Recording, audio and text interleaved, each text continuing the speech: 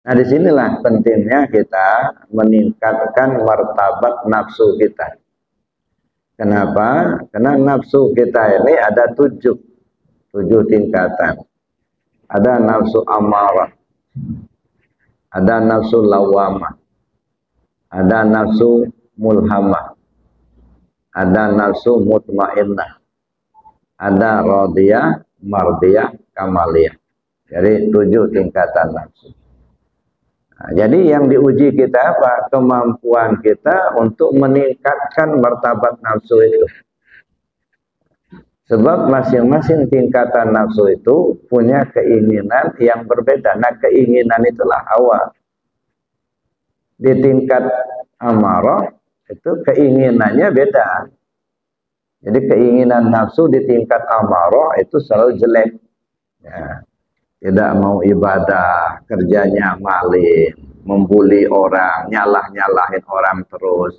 Pokoknya gudang dosa lah. Ya, nafsu amarah itu. Assalamualaikum warahmatullahi wabarakatuh, Bapak Ibu yang dirahmati Allah. Sebelum kita menyaksikan kajian ini, mari kita bersolawat kepada Nabi Muhammad Shallallahu Alaihi Wasallam. Allahumma sholli ala Sayyidina wa Maulana Muhammad wa ala ali Sayyidina Muhammad. Selamat menyaksikan kajian Buya Muhammad Rusfi. Semoga berkah dan bermanfaat. Lafatan nafsi, bahwa melawan hawa nafsu. Wa mudafa'ata muradiha, dan menolak keinginannya. Jadi melawan hawa nafsu dan menolak keinginan dari nafsu tadi fardu ainin, itu hukumnya fardu ain. Wa jihadun azimun, dan perjuangan yang besar. Wa amrun fakhimun, dan merupakan pekerjaan yang mulia. Faqala ta'ala wa man jahada fa innama yujahidu li nafsihi. Allah berfirman, siapa orang yang berjuang melawan hawa nafsunya, fa innama yujahidu li nafsihi. Sebenarnya manfaat daripada mujahadahnya itu untuk dirinya sendiri. Bapak Ibu yang saya hormati, ketika kita turun ke muka bumi ini, Allah Subhanahu wa Ta'ala menguji kita. Karena memang tujuan diturunkan itu untuk diuji. Khalaqal mauta wal hayat liyabluwakum ayyukum ahsanu amala. Allah ciptakan yang mati dan yang hidup. Khalaqal mauta wal hayat. Yang mati jasad, yang hidup ruh. Jadi ketika Allah sudah menyatukan jasmani dan rohani, itu artinya kita sudah turun ke bumi. Untuk apa kita turun ke bumi? Liyabluwakum ayyukum ahsanu amala. Karena Allah akan menguji kamu, siapa di antara kamu yang terbaik amalnya. Nah, jadi kita turun ke bumi ini dalam rangka menempuh ujian. Apanya yang diuji? Yang diuji itu karena kita sudah menerima ketetapan amanah dari Allah.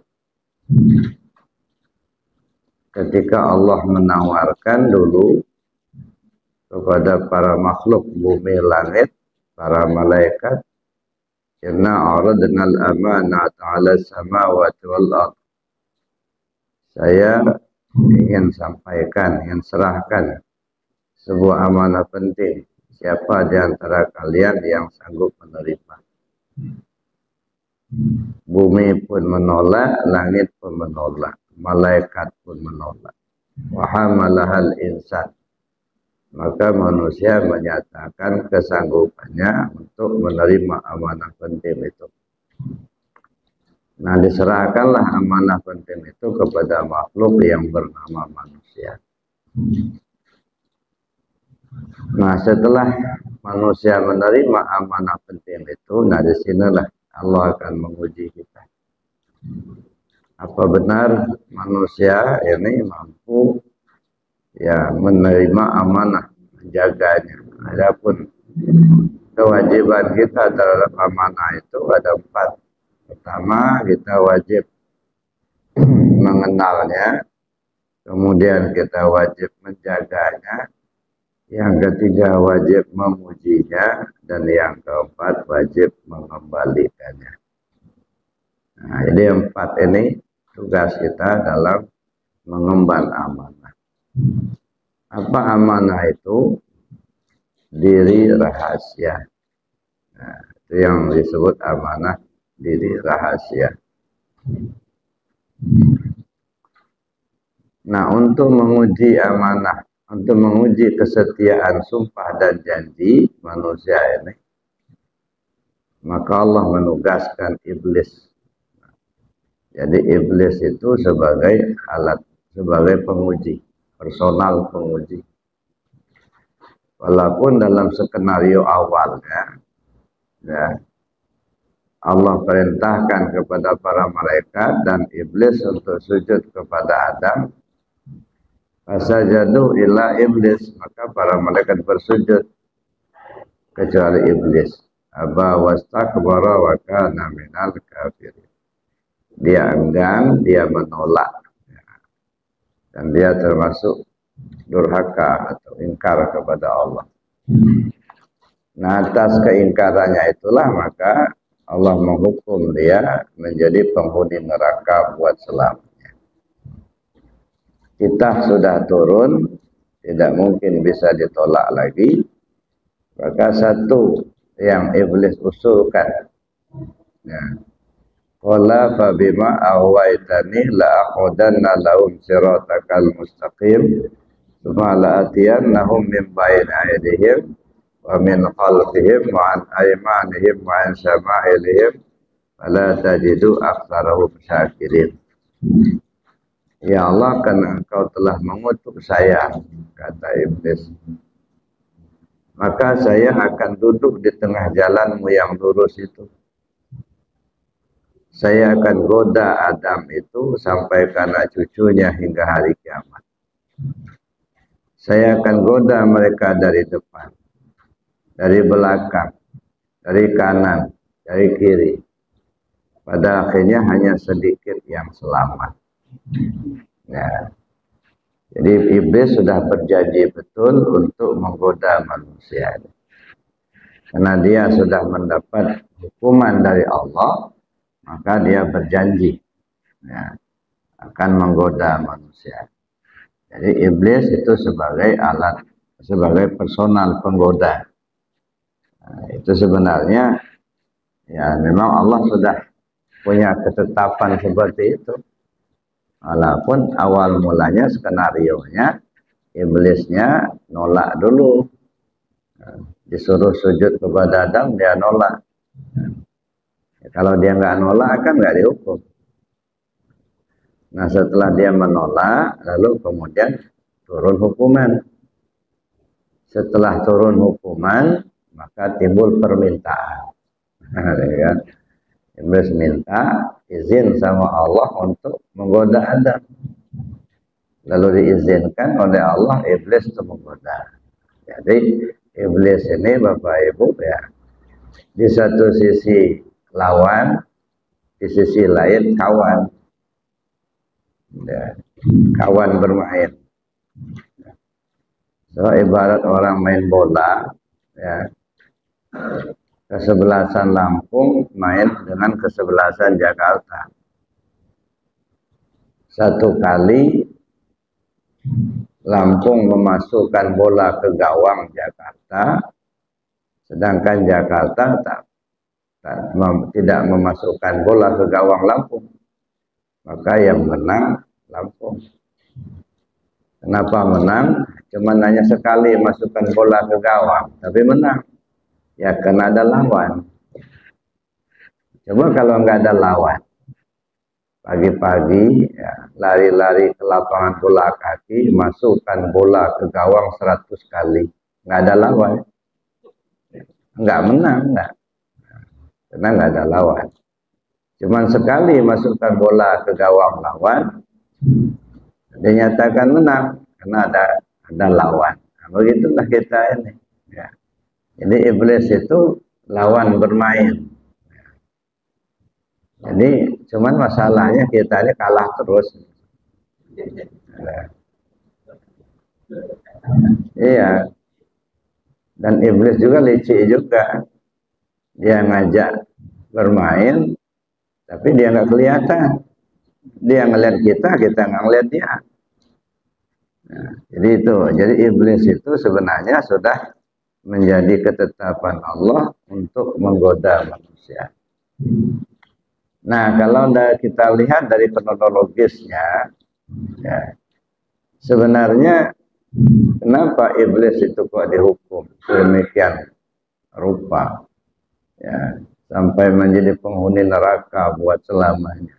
Padahal dia tadi itu presidennya malaikat, ya. 4.000 tahun iblis itu, Azazil itu menjadi presidennya malaikat. Tapi kemudian tergelincir, dihukum. Nah, kalau saya melihat bukan karena tidak sujud kepada Adam sebenarnya. Ya. Tidak sujud kepada Adam itu sasan antara saja. Kenapa dia dihukum? Karena tidak mengikuti perintah Allah. Nah, itu persoalan utamanya. Kalau sujud kepada Adam kan sasaran antara. Sama dengan ketika Sayyidina Umar radhiyallahu anhu ya mencium Hajar Aswad. Apa kata Sayyidina Umar? Wahai batu hitam, kalau bukan karena ini sunnah Rasulullah SAW, sungguh seumur hidup saya tak akan pernah mencium kamu. Nah, jadi mencium Hajar Aswad itu bukan karena batunya hitam, tetapi karena sunnah Rasul. Kalau karena batunya hitam, dia dicium, khawatirnya semua batu hitam dicium semua. Di Kru itu banyak betul batu hitam. Jadi bukan karena batunya hitam, tetapi karena sunnah Rasul. Nah, saya kira demikian juga iblis ini. Dia dihukum bukan karena tidak mau sujud kepada Adam, tetapi karena tidak mau mengikuti perintah Allah. Kalau saja dia tunduk taat kepada Allah, apapun perintahnya, tidak ada pilihan lain, laksanakan. Nah, kayaknya seperti itu juga lah kita. Kalau kita tidak sholat karena malasnya, ya insya Allah tidak mengeluarkan kita dari agama, tidak keluar akidah. Tapi kalau tidak melaksanakan sholat karena berkeyakinan sholat itu tidak wajib, nah itu sudah keluar akidah. Nah, artinya sudah nggak percaya sama Allah lagi. Nah, kalau tidak sholat karena malasnya, nah itu masih ya ditolerir lah. Tapi kalau sudah tidak melaksanakan sholat karena sudah nggak percaya sama Allah, nah ini sama dengan belis tadi. Jadi Bapak Ibu yang saya hormati, ketika iblis ini sudah ditetapkan sebagai personal penguji, maka iblis minta alat untuk menguji manusia ini. Nah, dikasih oleh Allah alat. Ada 4 alat ya. Hawa, nafsu, dunia, setan. Ini 4 alat. Jadi nafsu ini termasuk alat iblis untuk menguji kita. Hawa, nafsu, dunia, setan. Di dalam Jami'ul Usul itu 226 ini disebutkan wa alam anna muqallafatan nafsi. Ketahuilah bahwa melawan hawa nafsu wa mudafa'atu muradiha, dan menolak keinginannya, fardu ainin wa jihadun azimun, itu hukumnya fardu ain dan perjuangan yang besar. Wa amrun fahimun, dan pekerjaan yang mulia. Jadi Bapak Ibu yang saya hormati, kalau kita ambil suatu yang tibar, pernah kita mendengar ada Nabi Musa membelah laut. Itu Nabi Musa membelah laut itu pakai tongkat. Laut dibelah, akhirnya beliau bersama tentaranya menyeberang sehingga selamat.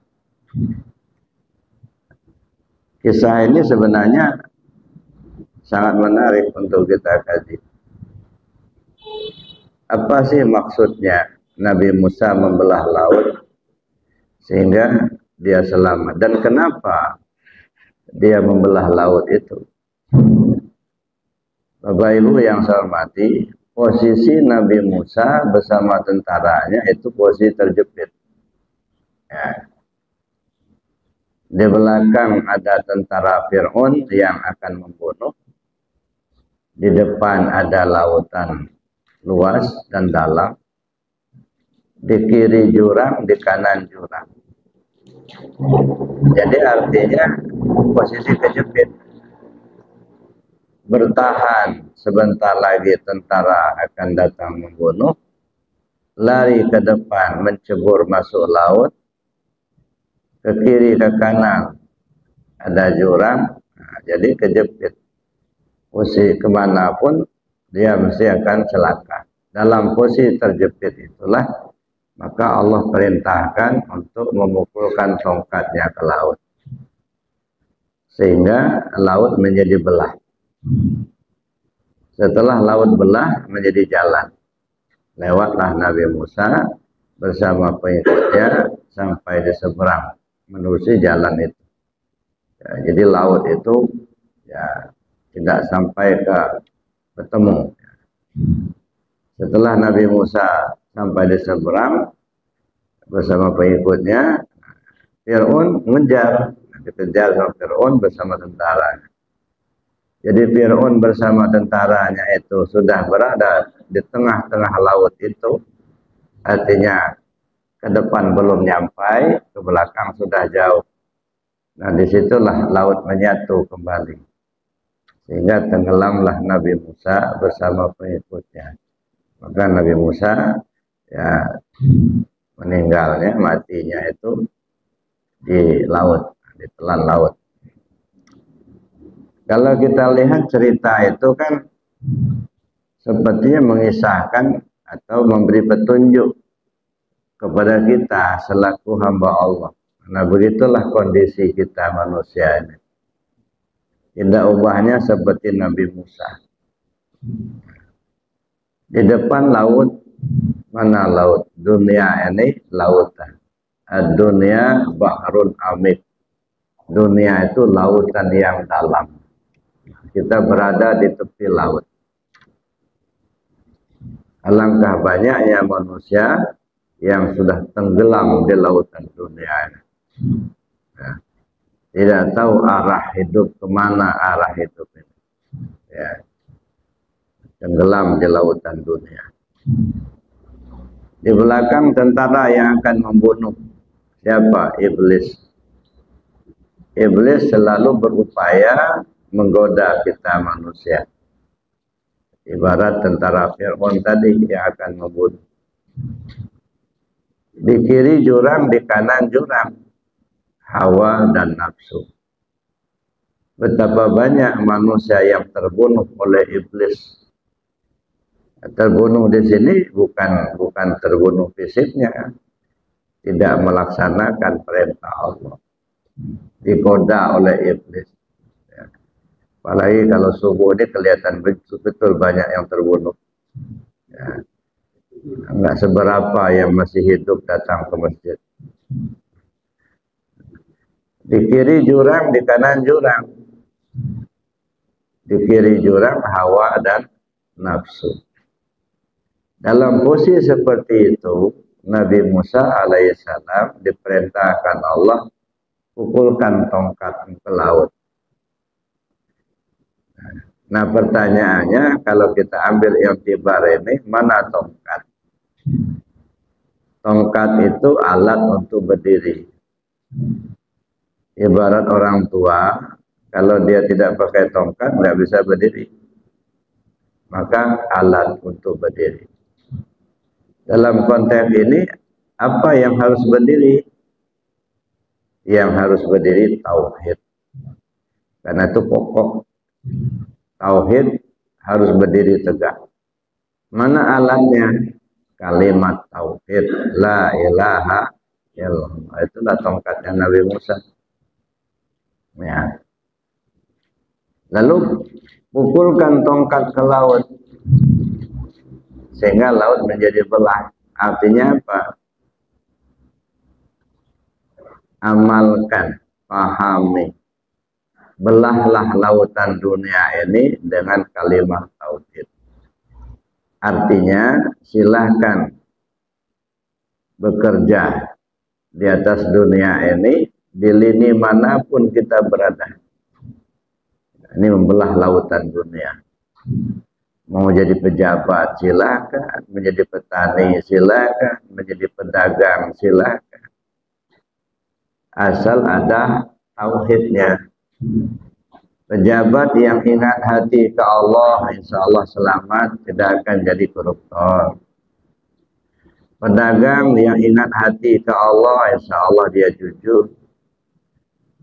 Petani yang ingat hati kepada Allah, maka dia akan tunduk taat dengan aturan Allah. Zakat dia keluarkan, batas tanah tidak bergeser. So, kalau tidak begitu, kalau hati ini tidak ingat kepada Allah, yang selalu dilihat itu adalah kepentingan. Ya. Jadi Allahnya dikesampingkan. Ada satu kisah Bapak Ibu. Ada seorang petani. Petani ini sudah terbiasa dia. Setiap panen itu biasanya hasil panen itu bagi 3. Sepertiganya untuk dimakan, sepertiganya untuk zakat, sepertiganya untuk bibit. Nah, jadi bagi 3 panen itu. Jadi zakat, bibit untuk dimakan oleh keluarga. Biasanya melimpah. Pada suatu waktu panen, rupanya hasilnya merosot sangat merosot dibanding dengan sebelumnya sangat sedikit. Tetapi terpaksa harus bagi 3. Ya. Satu bagian untuk zakat, satu bagian untuk bibit, satu bagian untuk makan. Lalu dia berpikir, kalau bibit ini nggak bisa ditunda, ya. Nggak bisa ditunda karena dia akan ditanam lagi. Kalau nanti dijadikan sebagai makanan, itu nanti nggak bisa nanam. Maka bibit mesti wajib. Tapi zakat ini, ya, kalau dikeluarkan zakat tahun ini, sepertinya makanan ini, persiapan makan, ya dalam setahun ini nggak cukup kan. Ya. Tapi kalau zakat ini bisa digabungkan untuk apa namanya makanan mereka sekeluarga, kayaknya cukup. Tapi boleh tidak zakat panen tahun ini ditunda dulu, nanti tahun depan baru dikeluarkan double. Nah, zakat tahun depan sama membayar zakat tahun ini. Boleh apa tidak? Nah, dia sedang bingung ini. Tanya ke sana sini. Ya, ketemulah dengan seorang syekh. Dia bertanya, "Wahai syekh, saya ini seorang petani. Tahun ini hasil panen saya itu sangat merosot. Biasa saya bagi 3 bagian. Satu bagian untuk bibit, satu bagian untuk zakat, satu bagian untuk makanan. Saya ingin tanya sama Syekh, kira-kira boleh tidak kalau zakat tahun ini saya pending dulu untuk saya penambah makanan kami sekeluarga. Zakat tahun ini akan saya bayar tahun depan. Kalau sudah panen tahun depan saya dobelkan bayar zakatnya. Zakat yang akan datang itu sama zakat yang sekarang. Boleh apa tidak?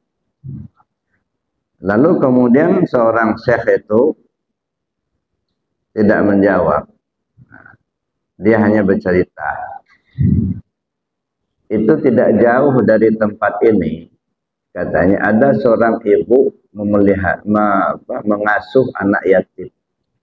Ada beberapa orang anak yatim diasuhnya di rumahnya. Sambil diajarin agama. Kamu pulang saja, bawalah beras seikhlas kamu.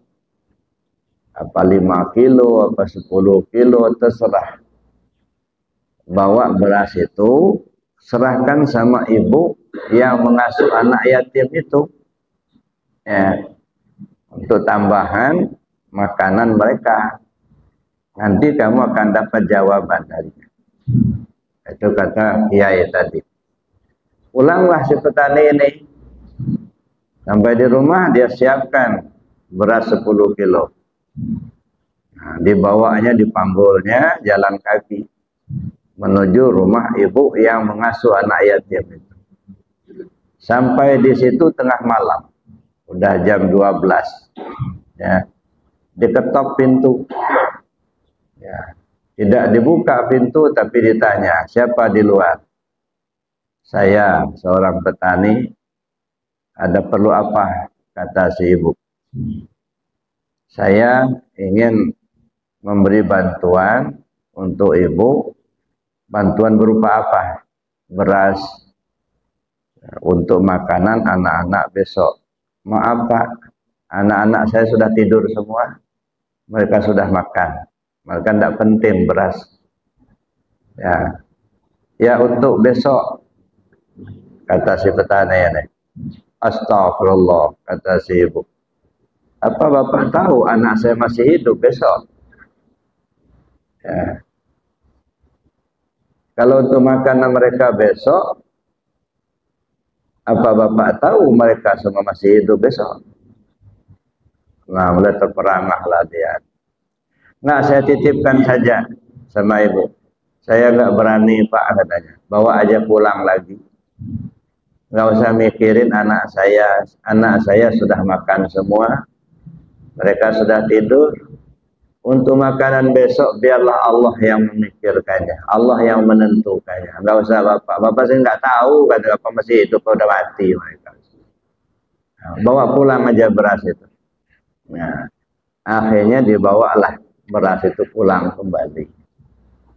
Sampai di rumah mikir, si ibu itu ya tidak mau menerima hadiah saya dengan alasan anaknya sudah makan. Saya katakan untuk makanan mereka besok pagi, malah dia menjawab, apa Bapak tahu kalau anak saya masih hidup besok?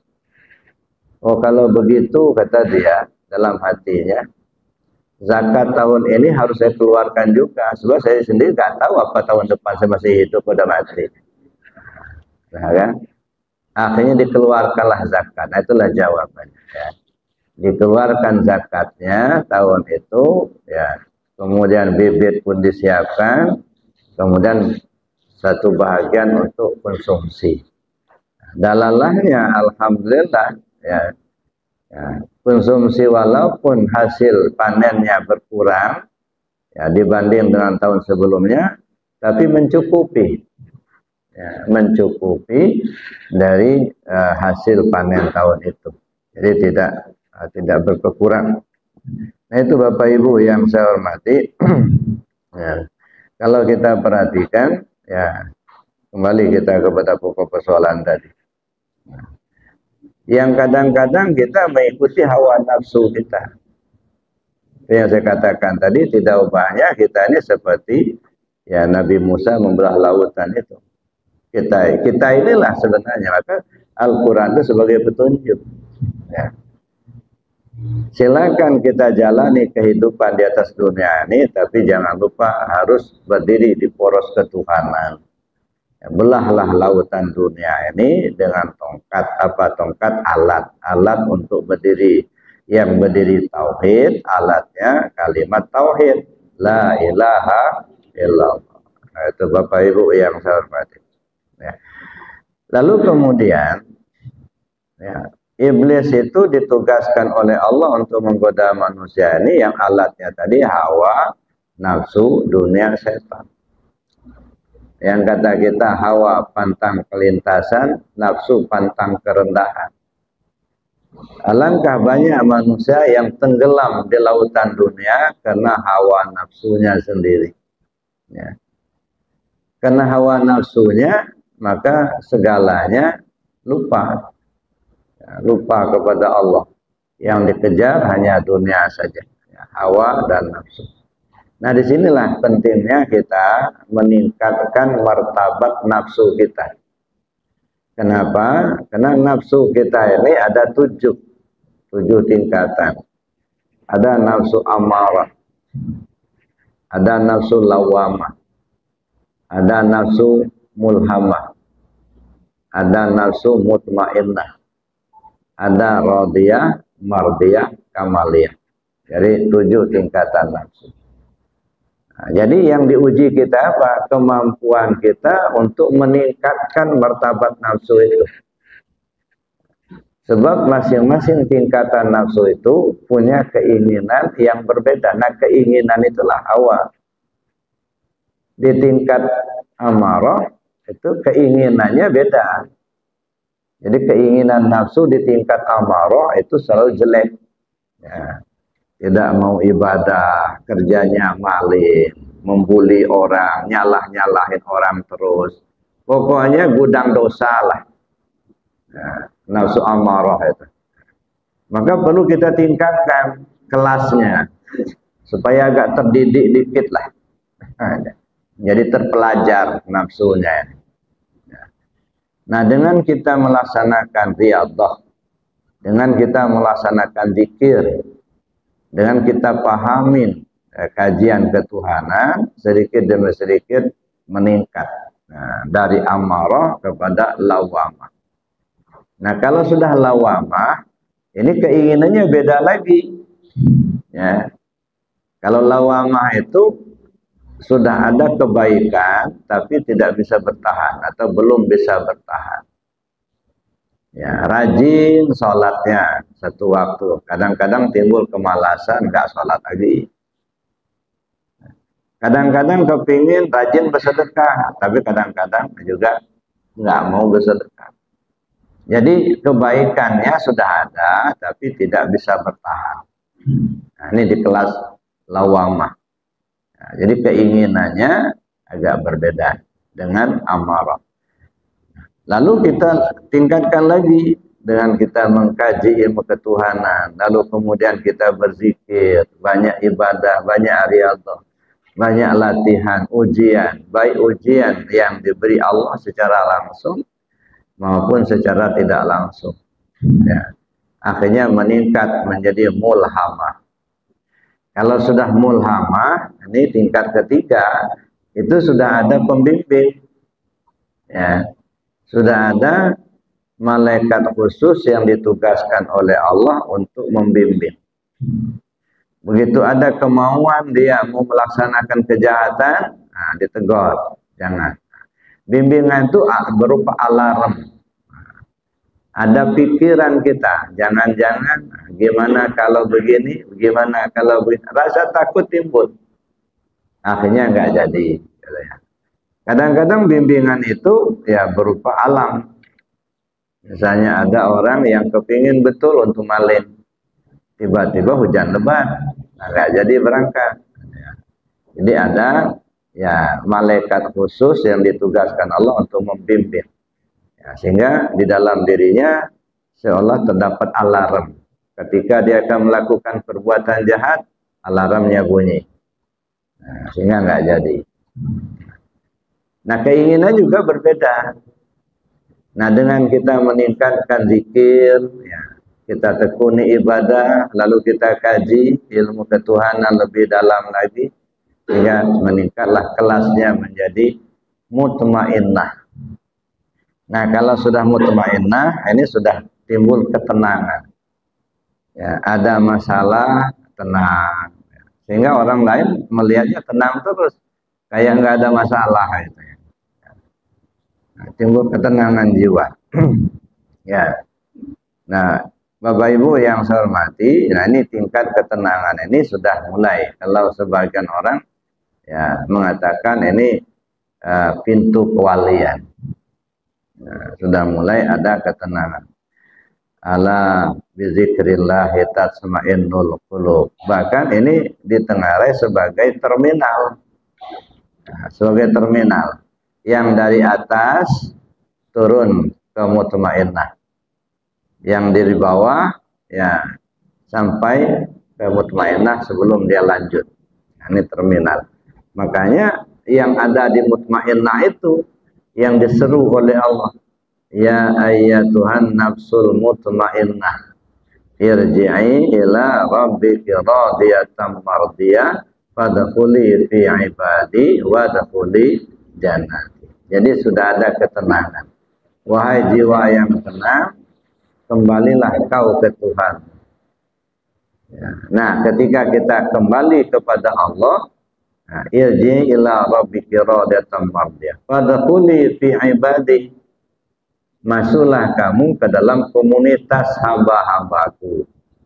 Nah, maka jangan heran kalau Bapak Ibu ya belajar zikir, belajar tasawuf, belajar tarekat, gitu kan. Ya. Tiba-tiba kok ada orang benci gitu. Ya. Padahal selama ini akrab, ya, dapat dikatakan kawan akrab lah. Begitu mereka tahu kita masuk tarekat, kita masuk zikir, mulai dikucilkan. Ya. Kalau penceramah nggak dijadwal lagi gitu. Ada ya. Tapi nggak usah khawatir, nggak usah takut. Itulah salah satu bentuk Allah menjaga kita. Karena kalau kita masih bergabung dengan orang-orang yang tidak satu frekuensi, khawatir kita juga akan terbawa serta, sedangkan keyakinan kita belum kuat. Nah, maka dijaga. Ini salah satu bentuk fadkhuli fi ibadi. Masuklah kamu ke dalam golongan hamba-hambaku. Jadi masuk dalam satu frekuensi. Yang hatinya muka Allah gabung. Yang hatinya senang zikir gabung. Yang nggak senang bisa sendiri. Ya. Itu salah satu bentuk bahwa Allah lagi menjaga kita. Ya. Bapak Ibu yang saya hormati, itu diantaranya. Ya. Nanti setelah kita masuk ke mutmainnah, dengan kita riyadhah, kena zikir, yakin kita dengan Allah Subhanahu Wa Taala, imannya berkuat, akhirnya naik kepada radiyah. Nah, kalau sudah radiyah, itu artinya ya, tindakan kita mendapatkan ridha Allah. Nah, artinya perbuatan-perbuatan yang bersangkutan itu selalu mengarah pada kebaikan, ya, mendapat ridha Allah. Nah, dengan kita tingkatkan lagi ibadah kita, riyadhah kita, pemahaman kita tentang ketuhanan, sampai naiklah ke tingkat mardiyah. Kalau sudah mardiyah, itu sumber keridhaan. Nah, dia apa yang diperbuatnya diridhai Allah, dan dia mampu untuk mengajak orang supaya berbuat baik sesuai dengan keridhaan Allah juga. Nah, sudah. Artinya dia berbuat baik, dia mampu untuk mengajak orang untuk berbuat baik. Menjadi sumber keridhaan, sudah menjadi contoh, tauladan yang ditiru, digugu oleh orang lain. Naik lagi ke yang terakhir, ya, ketika kita sudah sudah meningkatkan amaliyah, riyadhah kita, zikir kita, naiklah kepada kamaliyah, nah kesempurnaan. Nah, kalau sudah sampai ke kamaliyah, sempurna pendidikan nafsunya, sehingga puncaknya kembalilah kepada Allah. Jadi Bapak Ibu yang saya hormati itu, jadi kita meningkatkan martabat nafsu ini satu ujian. Nah, mampu nggak kita meningkatkan martabat nafsu diri kita sendiri? Nah, setelah kita meningkatkan martabat nafsu kita, mampu nggak kita untuk menghadapi cobaan melalui keinginan dari nafsu pada tingkatnya masing-masing. Nah, ketika kita masih berada tingkat amarah, kan keinginannya banyak. Mampu nggak kita menghadapi itu? Itu satu ujian. Nah, kemudian mampu nggak kita meningkatkan ke martabat berikutnya? Di martabat berikutnya ini ada juga keinginan. Jadi dua ujian. Uji-uji untuk meningkatkan martabat nafsunya, diuji dengan menghadapi godaan dari keinginan-keinginan dari nafsu itu sendiri. Maka disebut hawa dan nafsu. Ya. Banyak manusia yang tenggelam di hawa dan nafsu ini. Makanya itu yang sebagai alat uji kita. Itu yang kedua, yang pertama hawa, yang kedua nafsu. Yang ketiga dunia. Ini juga menjadi alat uji iblis. Yang ujinya iblis, tetapi sebagai alat ujinya itu diantaranya dunia. Apa itu dunia? Yang nyata, ya, duit, jabatan, yang sifatnya duniawi lah, yang sifatnya nyata. Ya, ada orang tenggelam di usahanya, ada tenggelam di jabatannya. Ya. Nah, sebab kadang-kadang kan aura dari jabatan itu panas, Pak. Ya. Kalau sudah jabatan ini, gimana caranya naik lagi? Gimana pun caranya supaya naik. Nah, kalau sudah dapat, gimana cara supaya naik lagi? Ya. Mau nyogok lah, yang penting bisa naik. Nah, ini orang yang tenggelam di hawa nafsu tadi. Ya. Jadi kalau kita tidak mampu untuk mengendalikan, ya bisa saja terseret oleh hawa nafsu kita sendiri. Ya. Nah, semakin tinggi jabatannya, maka keinginannya semakin banyak. Nah, keinginan semakin banyak, khayalan semakin tinggi. Khayalan semakin tinggi, akhirnya itu tenggelam di lautan dunia. Buta mata. Makanya kata Nabi SAW, jumudul aini min qaswatil qulub. Ya, gelap mata, kenapa? Karena hati keras. Nah, nggak jelas lagi mana barang orang, mana barang kita, mana yang bansos, mana yang gaji, nggak jelas lagi. Nah, punya orang, punya kita juga, gelap mata. Kenapa gelap? Karena hati terlalu keras. Mengapa hati itu keras? Wa qaswatul qulub min kasratiz dzunub. Karena dosa terlalu banyak. Kenapa dosa banyak? Min nisyanil maut, karena lupa akan mati. Kenapa lupa akan mati? Wa nisyanul maut min tulil amal, terlalu panjang angan-angan. Ya, sehingga lupa mati. Kalau sudah begini gimana dapat gitu? Ya, ingin satu dapat dua. Ya.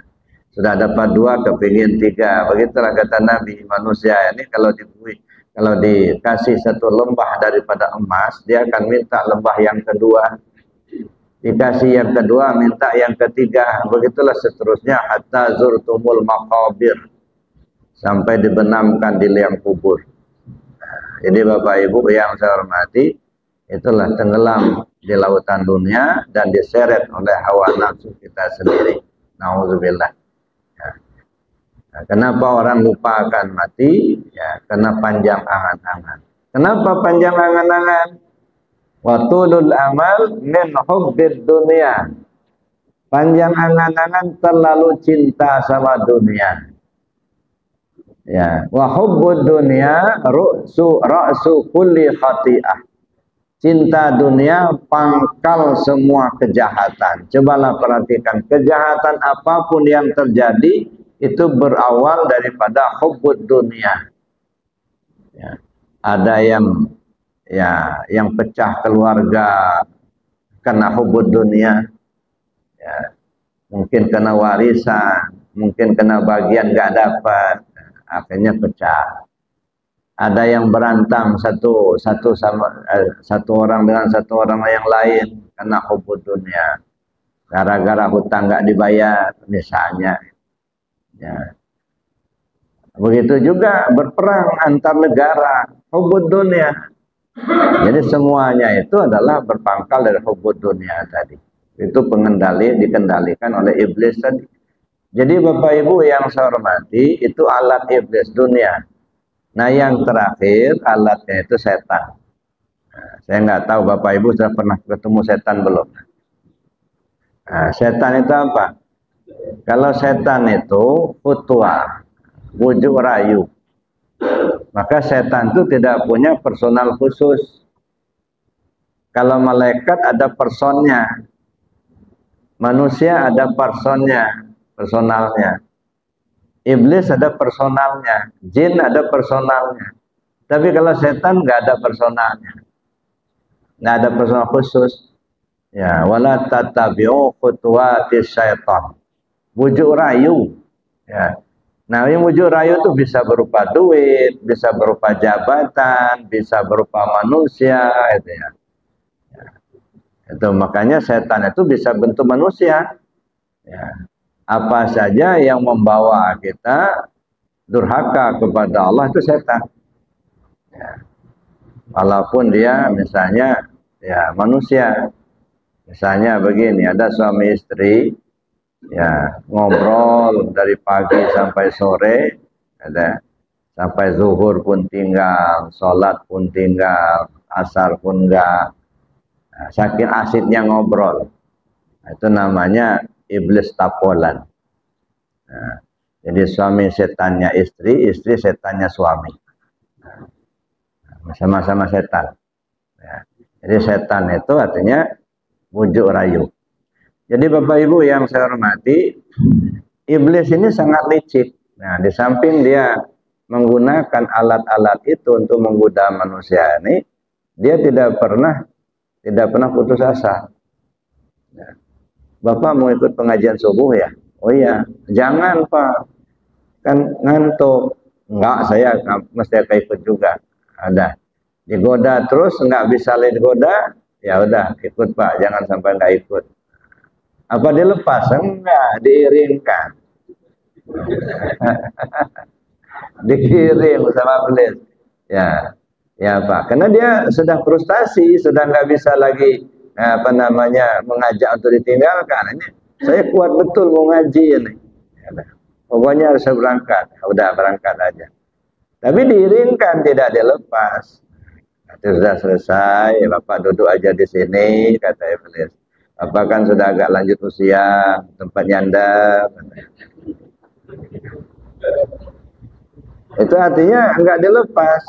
Begitu kita sudah duduk nyandar, apa dilepas? Enggak, dia embus-embus matanya sampai terpejam, rundukkan kepala, hadir tapi enggak paham. Kenapa? Karena dibuat tidur sama si iblis. Nah, jadi Bapak Ibu, jadi iblis itu enggak pernah putus asa. Nah, ada satu kisah bagaimana iblis ini menggoda manusia. Ada seorang abid. Nah, abid ini ya namanya abid, rajin ibadah. Ya, tekun ibadahnya. Jadi pada suatu ketika iblis itu bersilaturahim lah sama si abid, itu menyamar sebagai seorang manusia.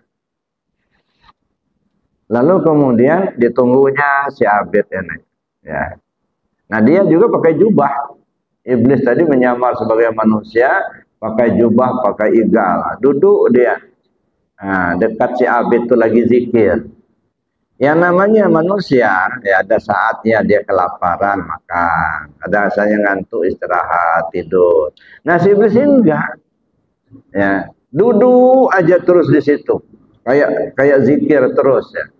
Sehingga si abid ini tanda tanya. Kawan, katanya. Ya. Saya lihat kamu dari kemarin nggak pernah beranjak dari duduk zikir terus. Apa sih resepnya? Oh, saya dulu kan pernah bikin dosa dulu, maka saya enak taubatnya. Nah, saya kan pengen dosa dulu, jadi saya nyesal betul, kata iblis. Nyesal betul, saya bertobat, maka nikmat saya taubat. Jadi kalau kamu mau nikmat tobat, bikinlah dosa agak sedikit. Tapi tadi, apa dosanya? Kan dosa kan nggak boleh. Nah, kalau banyak nggak boleh, dikit nggak apa-apa. Nah keluarlah isi iblis tadi, dibawanya lah perempuan cantik satu. Nah ini zinailah perempuan ini. Nanti kalau kamu sudah berzina dengan perempuan ini, kamu kan sudah berdosa. Nikmat taubatnya, ya sampai-sampai ibadahnya juga nikmat katanya. Oh jangan, kata si Abid, ini dosa besar, nggak boleh. Nah diajak-ajak nggak mau juga, bertahan si Abid, ini dosa besar. Jadi nggak mau, nggak. Udah katanya. Okelah dia bawa perempuan, Mbak nggak jadi Mbak, balik aja. Balik.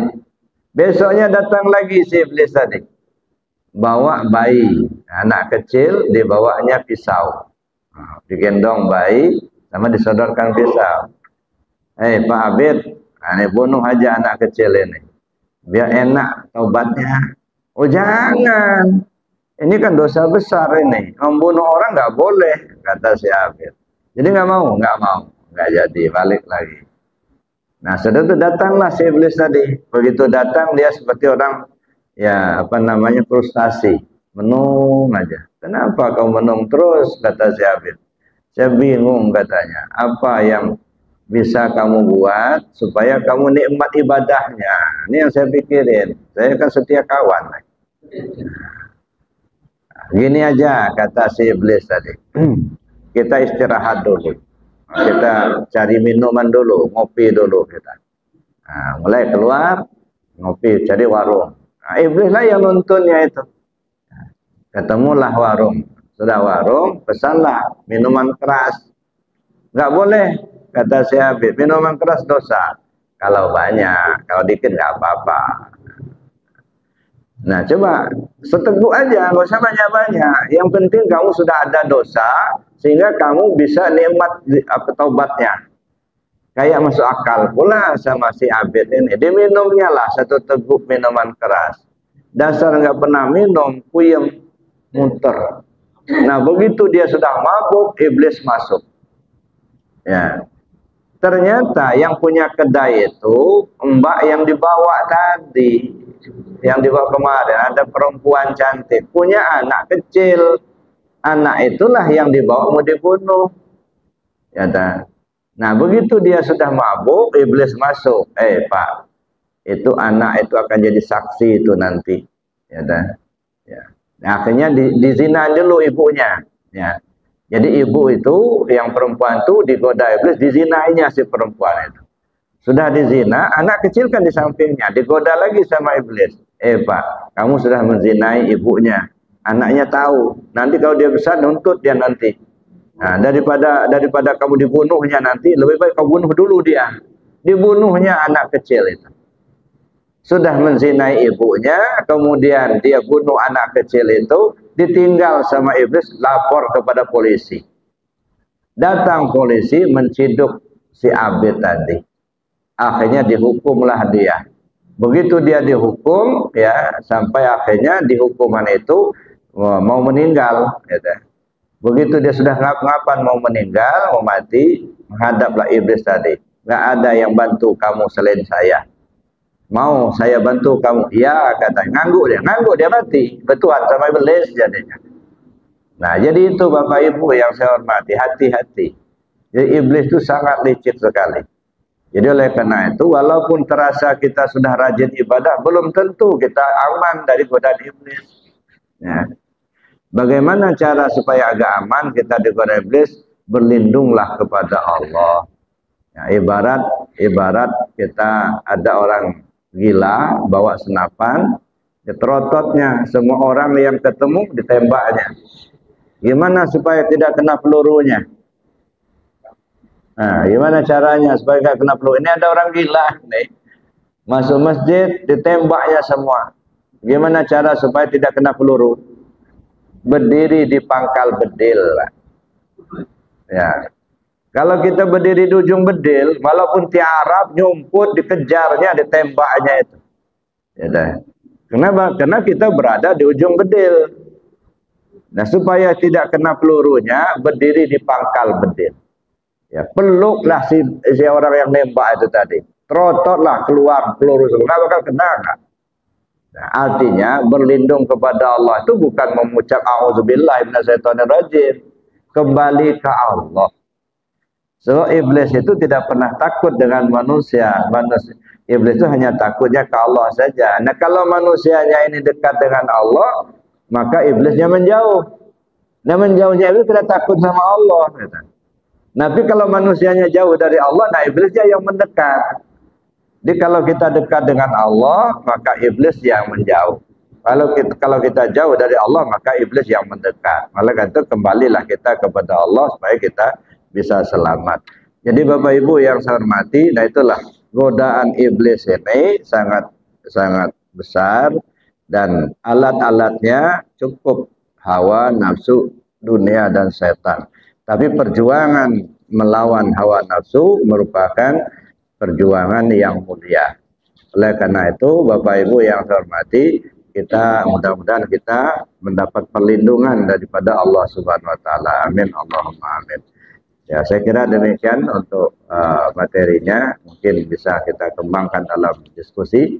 Sementara saya akhiri dulu. Assalamualaikum warahmatullahi wabarakatuh.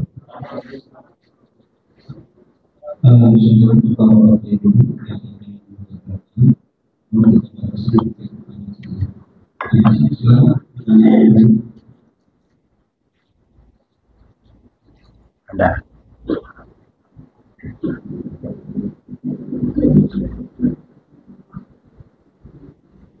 Assalamualaikum warahmatullahi wabarakatuh. Waalaikumsalam. Saya mau menanyakan bagaimana cara kita untuk menghindari dari gangguan iblis itu setiap saat. Demikian. Wassalamualaikum warahmatullahi wabarakatuh. Waalaikumsalam. Berlindung kepada Allah. Caranya bagaimana cara ya menghindar dari godaan iblis itu setiap saat. Wazkur rabbaka fi nafsik tadarruan wa khifatan wa dunal jahri minal qawli bil ghudwi wal asal wa la takum minal ghafilin. Sebut nama Tuhanmu melalui hatimu dengan rasa rendah diri, rasa takut kepada Allah tanpa bersuara. Baik di pagi hari, di sore hari. Siang, malam, sehat, sakit, lapang, sempit, di darat, di laut, di udara, di mana saja, kapan saja, wala takum minal ghafilin. Jangan sampai lengah. Terus menerus ingat hati ke Allah. Ya, itu salah satu cara untuk menghindar dari godaan iblis tadi. Ya. Nah, isilah hati itu dengan zikir, ingat kepada Allah. Walaupun kita masih ya belajar, ya insya Allah Allah yang melindungi kita. Itu caranya. Ingat hati ke Allah. Nah, supaya kita bisa fokus, ingat hati ke Allah, latih dulu. Latih hati kita berzikir, latih lisan kita berzikir. Kemudian pahami kajian, ya. Sehingga betul-betul kita tenggelam dalam lautan ma'rifat. Ya, selalu bersama Allah dimanapun kita berada. Nah, kalau hati kita selalu bersama Allah, insya Allah kita akan terjaga, terlindungi. Nah, itu salah satu cara, Pak. Isilah hati itu dengan zikir. Nah, zikir itu kan ingat hati ke Allah. Ya. Terus menerus, jadi bukan hanya waktu selesai sholat aja. Bukan di tikar sejadah aja, di mana saja, kapan saja. Nah, makanya perlu kita memahami zikir itu sendiri. Zikir ini kan ada zikir syariat, ada zikir tarekat, ada zikir hakikat, ada zikir ma'rifat. Ya. Nah, medianya juga beda-beda. Kalau zikir syariat, ucapan dan perbuatan. Misalnya kita mengucap kalimat la ilaha illallah, atau kita baca Al-Quran, itu kan ucapan. Atau kita berbuat, kita sholat, berdiri, ruku, intidak, sujud. Atau kita melaksanakan sedekah misalnya, kita haji misalnya. Itu semua zikir. Ya.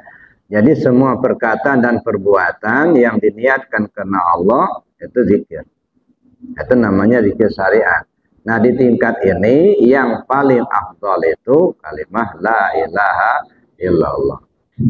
Naik ke zikir tarekat, ingat hati ke Allah terus menerus di mana saja, kapan saja. Naik ke zikir hakikat, nah dirasa melalui zikir ampusia. Turun naiknya nafas. Nah, ketika nafas turun, apa masuk hu, ketika keluar Allahu Allah, terus menerus. Nah, itu namanya zikir ampusia. Alatnya rasa. Ya, kalau tarekat ingat, kalau di hakikat rasa. Nah, ini tidak bisa spontan, Pak. Harus dilatih. Nah, supaya kita bisa berlatih, kita pelajari dulu caranya. Belajarlah kepada yang ahlinya, gitu ya. Nah, kemudian ada zikir ma'rifat. Nah, zikir ma'rifat ini dipandang terus menerus. Ya, di mana saja kita berada, terlihat adanya Allah, gitu ya. Dipandang. Dan 4 macam zikir ini terakumulasi ketika sholat. Nah, ketika kita sholat ini terbawa semua ini. Zikir syariatnya, tarekat, hakikat, ma'rifatnya. Nah, setelah kita terbiasa di dalam sholat, maka kita bawa keluar.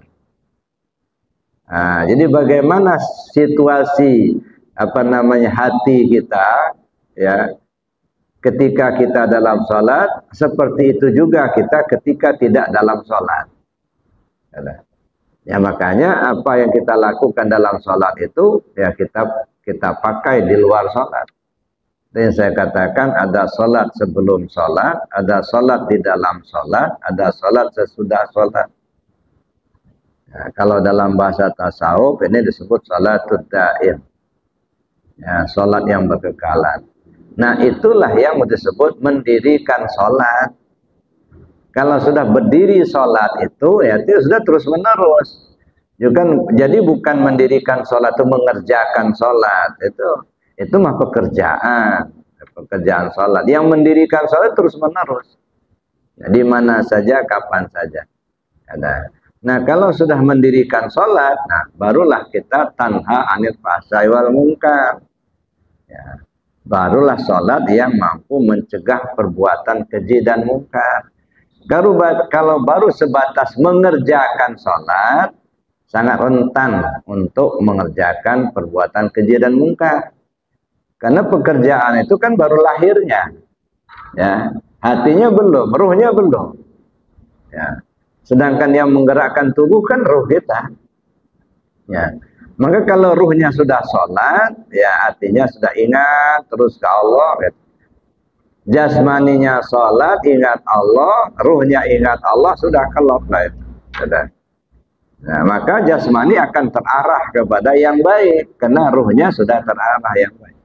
Nah, tapi kalau hanya sekedar pekerjaan rajin sholat secara syariat, tapi kalau nggak paham di dalamnya, ya, artinya batinnya belum sholat. Yang sholat itu baru tubuh. Ruhnya belum terarah ke situ. Akibatnya, ya rentan untuk melakukan perbuatan maksiat. Ya, kenapa? Karena ruhnya belum bisa mengarahkan ya sepenuhnya ke arah yang baik tadi. Ya. Jadi intinya apa? Bagaimana caranya menghindar dari perbuatan maksiat tadi? Ingat hati kepada Allah terus menerus. Ini yang sering saya sampaikan. Kalau ikan di laut tidak terkontaminasi dengan asinnya air laut karena dia hidup. Artinya kalau hati kita hidup dengan zikir kepada Allah, insya Allah kita selamat. Ya, kita tidak akan terpengaruh dengan godaan-godaan iblis tadi. Kenapa? Karena hati dekat dengan Allah. Saya kira demikian, Pak. Mungkin ada yang lain.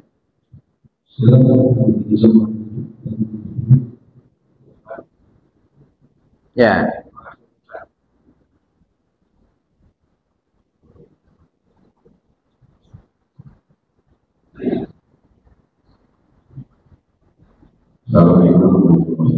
Waalaikumsalam.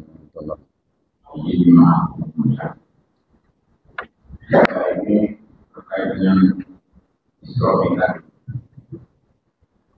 tauhid, ada yang namanya sesat.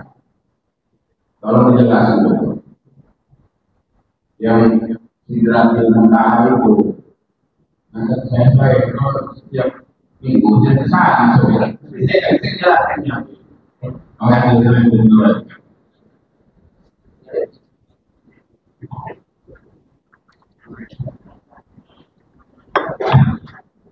Kalau cerita Isra Mi'raj ini panjang. Ya, tapi sekedarnya saja berapa waktu yang lalu pernah saya sampaikan Isra Mi'raj dalam pandangan syariat, dalam pandangan tarekat, dalam pandangan hakikat dan ma'rifat. Jadi pertama kita pahami Isra Mi'raj itu adalah sebuah petunjuk, ya, pedoman. Karena Al-Quran kan petunjuk. Jadi pedoman dalam rangka kita menghadap Allah. Kalau ingin menghadap Allah, inilah contohlah Isra Mi'raj. Nah, maka kalau kita hanya memahami ya di tingkat syariat saja, maaf Bapak Ibu, bisa syirik. Ya. Kenapa syirik? Kalau kita hanya pahami berangkat dari Masjidil Haram di Mekah, kemudian ke Aqsa di Palestina, kemudian kita naik ke langit 1, 2, 3, di sana langitnya ya jauh di situ. Kalau begitu bertempat Allah itu. Kalau Allah itu bertempat sama dengan makhluk kalau begitu. Ya. Alangkah jauhnya Allah itu, sedangkan kata Allah sendiri ya, nahnu aqrabu min hablil warid. Kami itu terlebih hampir dari nadimu. Wa fi anfusikum afala tubsirun. Dalam dirimu sendiri kenapa kau tak tahu? Wa wa ma'akum aina ma kuntum. Allah bersama kamu dimanapun kau berada. Oh, jadi kalau begitu dalam perjalanan rohaniyah, gitu ya. Ini hakikatnya. Ya. Jadi pengertian ada langit 1, 2, 3 sampai Sidratul Muntaha sampai ketemu Allah. Ya. Kejadiannya kita yakini, kita percaya benar terjadi. Ya. Artinya dialami oleh junjungan kita Nabi besar Muhammad sallallahu alaihi wasallam. Ya. Ya bagaimanapun kita yakini karena memang sudah dicantumkan Allah dalam Al-Quran. Al-Quran itu bagian daripada rukun iman. Enggak percaya sama Isra Mi'raj, ya enggak percaya sama Al-Quran. Enggak percaya sama Al-Quran, ya rusak imannya. Nah, berarti kita yakin. Enggak usah kita perdebatkan. Apakah yang berangkat ruhnya saja, apa dengan jasadnya, apa dengan mimpi, tidak penting. Ya. Kenapa enggak penting? Karena yang sudah dicantumkan dalam Al-Quran, bagaimanapun kita yakin kebenarannya. Kalau kita tidak percaya, berarti rusak iman kita. Keluar kita dari mukmin, nanti jadi kafir jadinya. Ya, nah, tapi semua apa yang tercantum Al-Quran itu adalah petunjuk. Dan semuanya bisa ya diterima oleh akal yang sehat. Ya. Nah, oleh karena itu, akan lebih pas kalau dilihat dari segi tarekat dan hakikat. Kalau dari segi tarekat misalnya ya, pakai Jibril, ada guru mursyid yang membimbing kita gitu. Belah dada itu artinya apa? Kita talqin zikir gitu ya. Kemudian datang burak kendaraan, dikasihlah amalan zikir jahar la ilaha illallah, kan gitu kan pandangan tarekatnya. Nah, di pandangan hakikat naik ke langit, mana kita berangkatnya dari Masjidil Haram. Nah, di mana Masjidil Haramnya? Di Mekah, dekat Ka'bah. Ka'bah itu apa? Baitullah. Jadi berangkatnya dari Baitullah ya, di Masjidil Haram.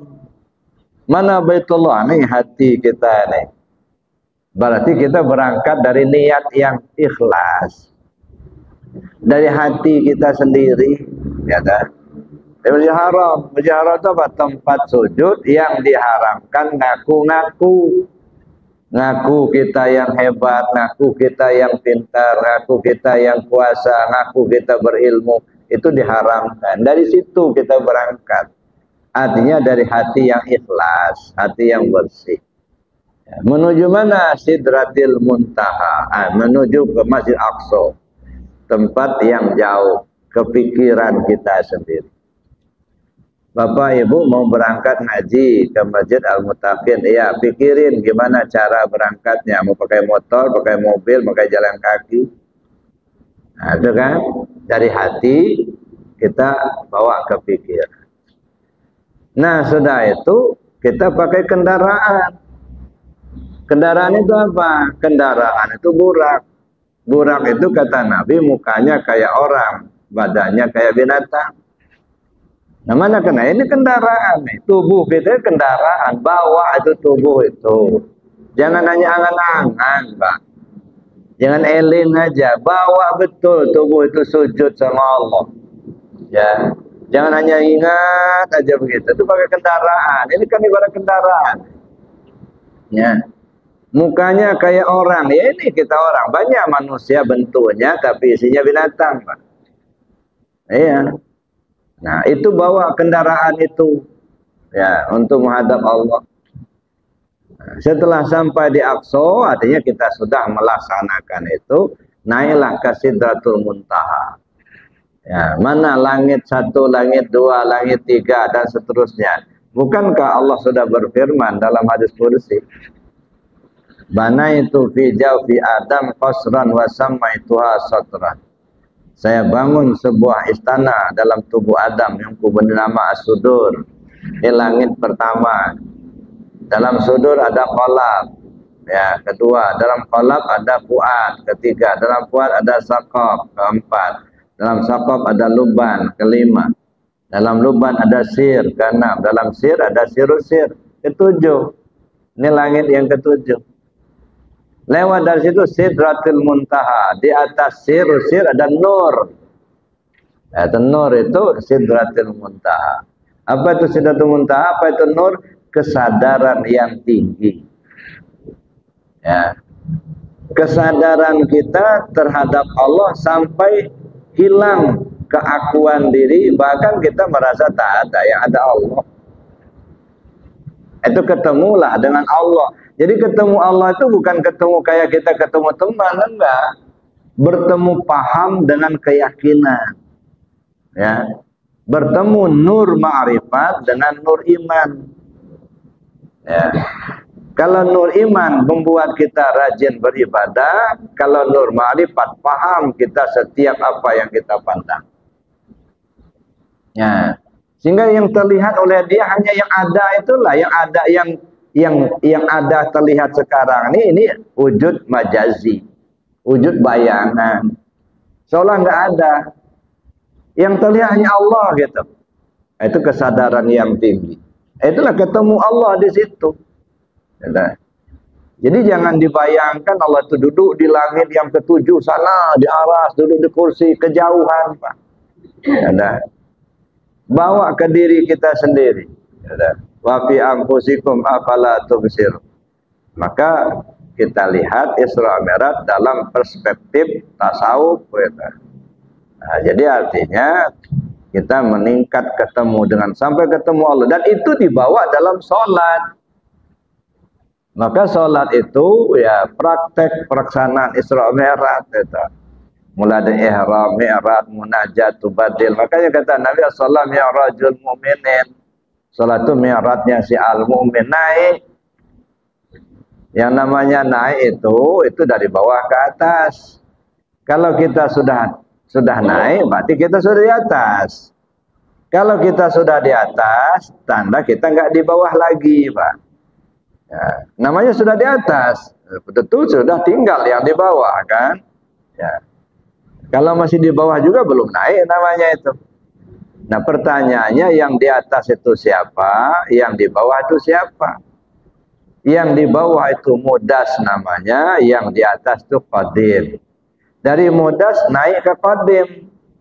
Begitu sudah naik ke qadim tinggal mudas. Kalau sudah tinggal mudas, tidak lagi merasa kita yang sholat. Kalau masih merasa kita yang sholat, belum naik itu, gitu ya. Tidak lagi merasa kita yang tahu, tidak lagi merasa kita yang berilmu, enggak. Yang tahu itu Allah, yang kuasa itu Allah gitu. Nah, itu Sidratul Muntaha, kesadaran yang tinggi. Gitu ya.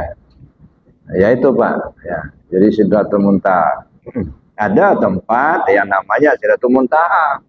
Nanti ke Arafah itu mestinya Sidratul Muntaha. Ya, saya kira gitu Pak ya.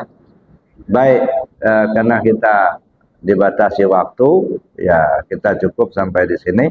Mari kita tutup dengan doa dan kafarat majelis. Bismillahirrahmanirrahim. Allahumma inni astaudi'uka ma'allamtani wardudu ilayya inda hajati wa la tansani ya rabbal alamin. Subhanakallahumma wa bihamdika asyhadu an la ilaha illa anta astaghfiruka wa atubu ilaik. Assalamualaikum warahmatullahi wabarakatuh.